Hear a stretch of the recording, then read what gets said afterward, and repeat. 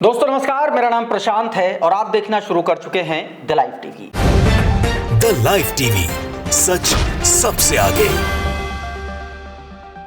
पूरा एक हफ्ता होने को जा रहा है और सरकार के हाथ आतंकवादियों की धरपकड़ को लेकर के क्या लगा, यह सवाल आज भी जैसा एक हफ्ते पहले बना हुआ था जस का तस वैसा अभी भी बना हुआ है। लेकिन कर क्या रही है सरकार?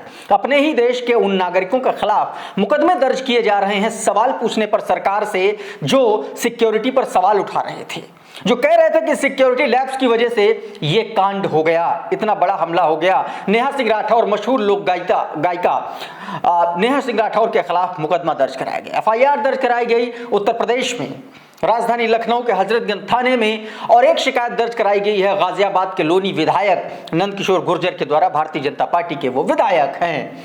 अब इस पर नेहा सिंह राठौर ने बड़ा प्रतिकार किया, जोरदार हमला बोला है। उन्होंने मोदी सरकार पर कई गंभीर सवाल उठाए हैं और सीधे तौर पर कहा कि अगर कोई किसी का वीडियो शेयर कर दे किसी हैंडल से, किसी ट्विटर से, तो वो गद्दार हो जाता है क्या, वो देशद्रोही हो जाता है क्या?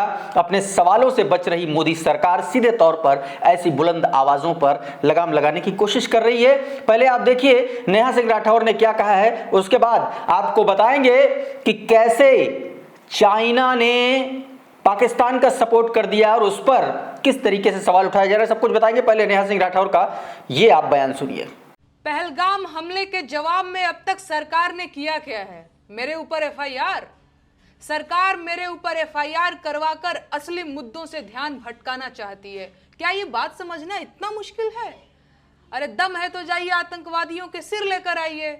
अपनी नाकामी का ठिकरा मेरे कपार पर मरने की कोई जरूरत नहीं है। जैसे लोकतंत्र में एक एक वोट जरूरी होता है, वैसे ही एक एक सवाल भी जरूरी होता है। और सरकार को सारी दिक्कत मेरे सवालों से है, इसीलिए वो मुझसे सवाल पूछने से रोकना चाहते हैं।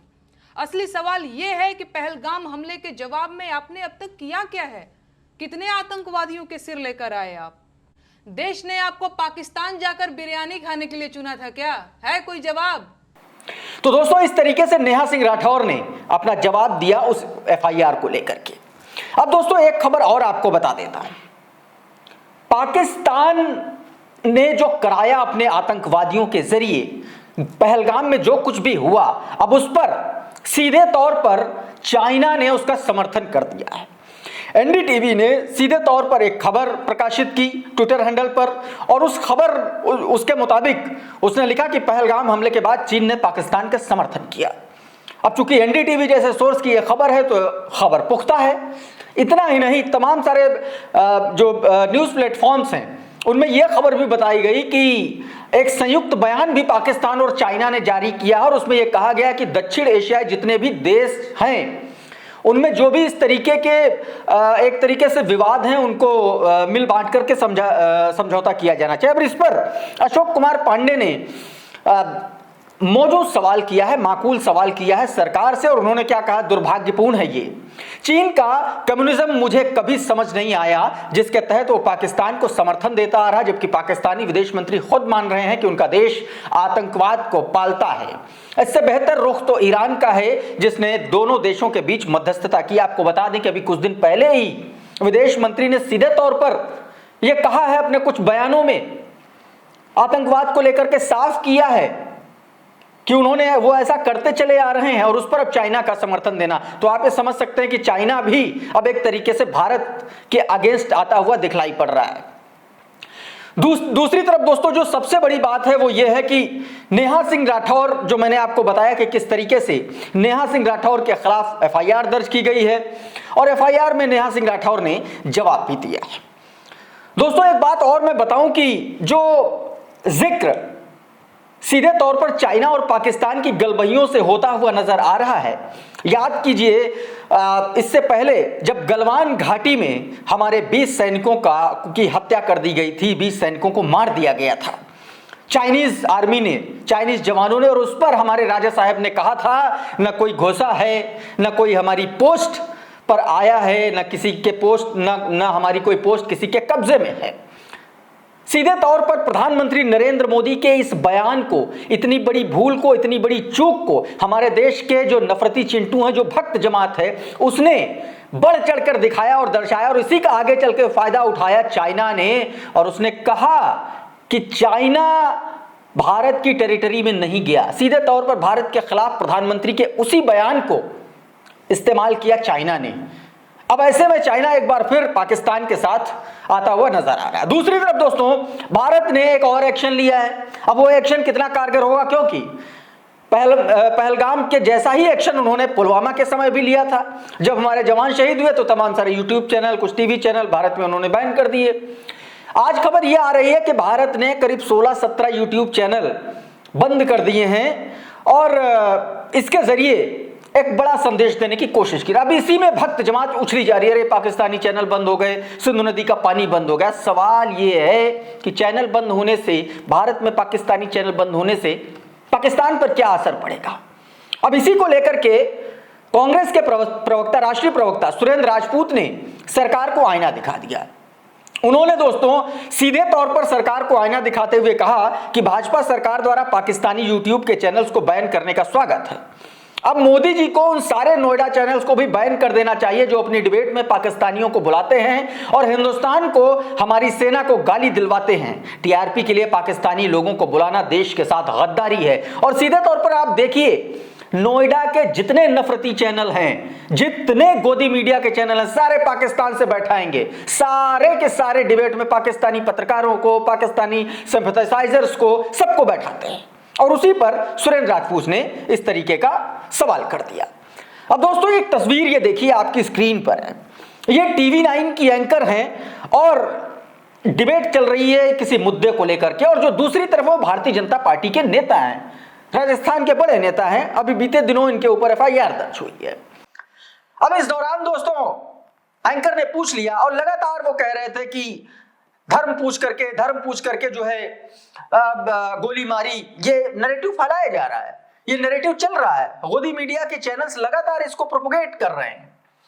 इसी को लेकर के बातचीत चल रही थी और इसी दौरान दोस्तों जो कलमा पढ़ने का जो एक और नैरेटिव चल रहा है उस पर हो कि कलमा पढ़वाया, कलमा नहीं पढ़ पाया इसलिए ये हुआ। अब इस पर गोदी मीडिया के चैनल की एक एंकर ने ही सीधे तौर पर भारतीय जनता पार्टी के ही नेता, और ये चैनल भारतीय जनता पार्टी के एक तरीके से एजेंडा चलाते हुए नजर आते हैं, उसी चैनल की एक एंकर ने सीधे तौर पर कह दिया कि अगर कलमा नहीं पढ़ पाते हैं तो जान ले ली जाती है। दूसरी तरफ जय सिया राम बुलवाने पर भी, जय सिया राम के नाम पर भी जान ली जाती है। सीधे तौर पर एंकर ने फौरन जवाब दिया। ये जवाब सुनिए और उस पर एक नफरती चिंटू का एक बयान, जिससे सीधे तौर पर एंकर के इस सवाल को आतंकवाद से जोड़ दिया गया। पहले ये बयान, कलमा पढ़ के मारोगे, ये जैसे राम बोलकर भी मारा जाता है। बाल मुकुंद जी, इस देश के अंदर रह रहा हर मुसलमान सच्चा हिंदुस्तानी है और वो सबसे पहले हिंदुस्तानी है, उसके बाद मुसलमान है। आप सभी मुसलमानों को नहीं घेर सकते। फिर स्टिकर से पेट में दर्द किसको है? नहीं, पेट में दर्द किसको है बाल मुकुंद जी? एक बात बताइए, 4000 लोग अगर आपके लिए एकत्रित होकर आ गए तो क्या उन सभी के पेट में दर्द है? तो इस तरीके से बयान आपने सुना, एंकर ने क्या कहा, उधर से क्या कहा गया। अब इस पर एक नफरती चिंटू ने ट्वीट कर दिया इसी वीडियो को। इस पर लिखा कि एंकर का नाम ऋषा हुसैन है, ये बाल मुकुंदाचार्य जी का इंटरव्यू ले रही थी। तब बाल मुकुंदाचार्य जी ने कहा कि कोई कलमा पढ़ाकर कैसे मार सकता है। तब एंकर ऋषा हुसैन ने कहा कि जय सिया राम बोलकर भी मारा जाता है। ये कलमा पढ़कर मारने वाले आतंकवादी को ये कहकर डिफेंड कर रही हैं कि जय सिया राम पढ़कर भी लोग मारते हैं।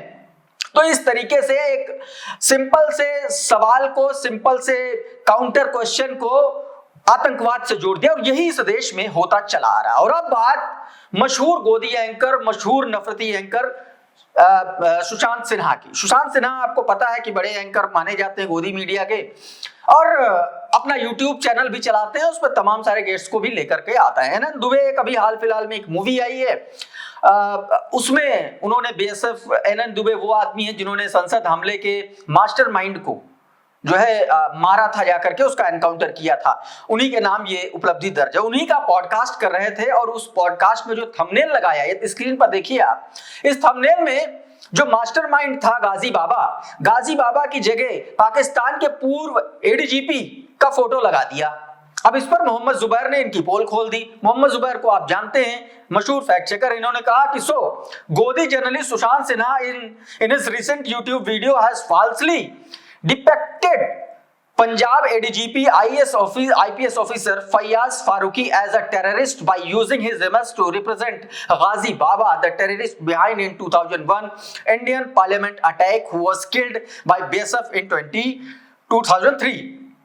सीधे तौर पर बता दिया कि भाई पूर्व ADGP IPS का फोटो जो है लगाया जा रहा है और बताया जा रहा है कि ये गाजी बाबा है जिसने 2001 संसद हमले को अंजाम दिया था और जिसका एनकाउंटर बीएसएफ के द्वारा 2003 में किया गया था। अब इसी ट्वीट पर इसी को कोट करते हुए राजीव निगम, जो बड़े कॉमेडियन हैं, स्टैंड अप कॉमेडियन माने जाते हैं और लगातार सोशल मीडिया पर सक्रिय रहते हैं, इन्होंने कहा कि अरे ये सब झूठे मक्कार और असली गद्दार हैं। आम इंसान की जरा सी गलती पे एफआईआर हो जाती और ये सब सरकारी दामाद बने बैठे हैं। याद कीजिए, अभी यही काम अगर नेहा सिंह राठौर या कोई सवाल उठाने वाला कर देता तो उस पर एफआईआर हो जाती, मुकदमा हो जाता। ना मुकदमा हो जाता, पता नहीं कितनी दर्जनों की तादाद में धाराएं लग जाती। लेकिन ये सुशांत सिन्हा है, गोदी एंकर हैं, एक आईपीएस अधिकारी, एडीजीपी जैसी पोस्ट, यानी कि आप सेकंड इन कमांड पुलिस मुखिया एक तरीके से कह सकते हैं रहे किसी दौर में, और उनकी इमेज को गाजी बाबा इतने बड़े आतंकवादी के तौर पर इस्तेमाल कर रहा है, और वो गोदी एंकर जो तथाकथित अपने आप को बड़ा संपादक, बड़ा एंकर बताता है। लेकिन नहीं, सुशांत सिन्हा पर नहीं होगा, एफआईआर दर्ज होगी नेहा सिंह राठौर पर। तो दोस्तों, इस तरीके से प्रोपेगेंडा चल रहा है। बहुत सारी ऐसी तस्वीरें हैं दोस्तों जिनको लेकर के लगातार सवाल उठ रहे हैं। अब एक खबर और आपको बता देता हूं। आपको पता है ना कि बीएसएफ जवान, एक अपने सेना का बीएसएफ जवान जो है पाकिस्तानी सेना के कब्जे में है। गलती से वो पाकिस्तानी टेरिटरी में चला गया था और उसके बाद लगातार 3 फ्लैग मीटिंग्स हो चुकी हैं, लेकिन पाकिस्तान की तरफ से कोई जवाब नहीं दिया। लेकिन सरकार में इस पूरे मसले पर सुई पटक सन्नाटा है, कोई सवाल नहीं कर रहा, और सवाल कर दोगे तो एफआईआर हो जाएगी। दूसरी तरफ इस देश में नफरत का आलम यह है कि मुस्लिम पत्रकारों को पीटा जा रहा है, मुसलमान नाम से पीटा जा रहा है। दोस्तों, सीधे तौर पर बिहार में एक ऐसी घटनाक्रम सामने आया जिसमें पहनावे को लेकर के, मुसलमान टाइटल को लेकर के पीटा गया। इस पर अशरफ हुसैन ने, एक पत्रकार है, सोशल मीडिया इन्फ्लुएंसर है, उन्होंने दो वीडियो जारी किए जिसमें सीधे तौर पर दिखलाई पड़ रहा है कि कैसे लहूलुहान कर दिया गया मारते मारते, और इसमें सीधे तौर पर यह आरोप लगाए जा रहे हैं कि मुसलमान होने की वजह से उनको मारा गया, उनको पीटा गया। आप सुनिए जरा क्या कुछ कहा जा रहा है। प्रोग्राम से अभी कवरेज करके न्यूज से लौट रहा था, इसी बीच में एक गांव पड़ता है हमारे मौलवी चक, वहाँ कम से कम 20 से 25 उस गांव के नौजवान लोग हम लोग को घेर के सिर्फ इसलिए मारा है कि मेरा भाई कुर्ता पैजामा पहने हुआ था और कुछ नहीं था, जिसके लेके हमारा भी सर फटा है, और देखिए मेरे भाई का पूरा फटा है, पूरा पूरे फॉल पूरा हुआ है। और आप कहाँ चले? तो इस तरीके से ये कहना है पीड़ितों का। अब इसी पर पत्रकार हैं, एक सोशल मीडिया इन्फ्लुएंसर हैं अशरफ हुसैन, उन्होंने सीधे तौर पर लिखा कि मुस्लिम पत्रकार दानिश का आरोप है कि वो देर रात न्यूज कवर करके अपने भाई के साथ लौट रहे थे, तभी 20-25 लोगों ने उन पर हमला कर दिया। हमले की वजह उनका पहनावा यानी कि कुर्ता पायजामा। मामला बिहार के गया का है। महोदय बिहार पुलिस मामले को संज्ञान लेकर के बिना पक्षपात के कार्रवाई करे, ये उन्होंने कार्रवाई करने की मांग की है। तो ऐसा कुछ चल रहा है इस देश में दोस्तों, लेकिन सरकार है कि सवाल उठाने वालों पर कार्रवाई कर रही है। कुल मिलाकर के दोस्तों, 1 हफ्ता होने को है लेकिन अभी तक कोई एक्शन नहीं हुआ है। आप सवाल मत पूछिएगा, लेकिन सवाल पूछेंगे तो एफआईआर दर्ज हो जाएगी। बहुत बहुत शुक्रिया, बहुत बहुत धन्यवाद। अभी के इस वीडियो में इतना ही। नमस्कार।